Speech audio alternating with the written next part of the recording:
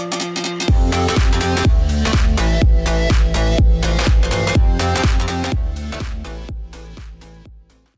our last episode, we saw how David was unwilling to take the throne. Yes, he had been anointed of God. He had been told by the prophet Samuel, you are going to be king and you're going to lead this land and this nation. But he was not willing to kill Saul, even when he had the opportunity to.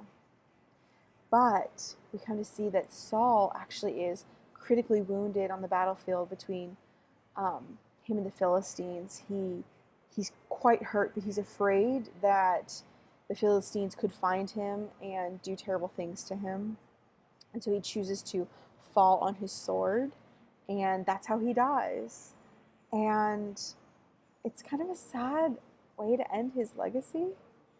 He spent most of his life pursuing David, pursuing this fear of revenge.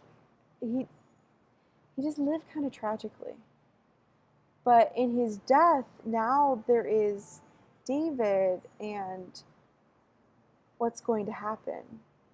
We see that even though David was anointed privately by Samuel in front of his brothers and his father when he was young, when he was still probably a teenager, he's 30 years old when he is publicly anointed as king.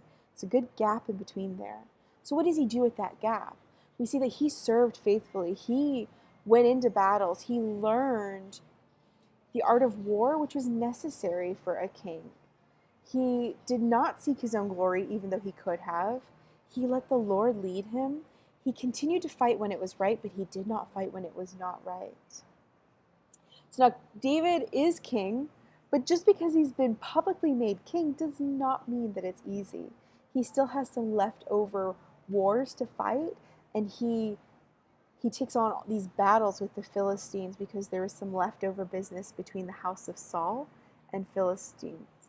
And so even though he becomes more and more powerful, we see the Philistines crumble because the Lord is with him. But what seems to be most on the heart of David is for the Ark of God that, remember we had talked a couple of episodes ago, a good while ago, about the Ark of the Covenant, this beautiful gold box that had two cherubim, two angels sitting on top of it, not real angels, they were metal, that was beautiful. The Ark of the Covenant, meaning the law that Moses had chiseled out, was inside of it. This was a place that represented the presence of God, and David wanted to bring that into Jerusalem.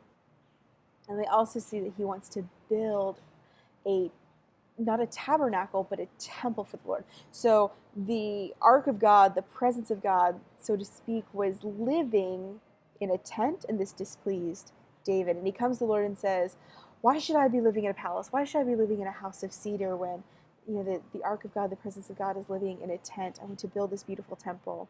And God actually denies his request and says, no, you've been in too many wars. There's been so much blood shed. You are not the one to build the temple, but I see your heart, and your son will. And then we see that David actually starts preparing all the materials needed. But at the tail end of this story, we actually see David's request is, I'm going to do something great for God. But God actually turns around and says, I'm going to do something great for you. I'm going to make your throne, this line, this lineage, a forever inheritance. All I need is for you and your sons. You must follow and obey me. I want your hearts to be near me. David seeks to bless God, and yet God blesses David. David is such a man after God's own heart.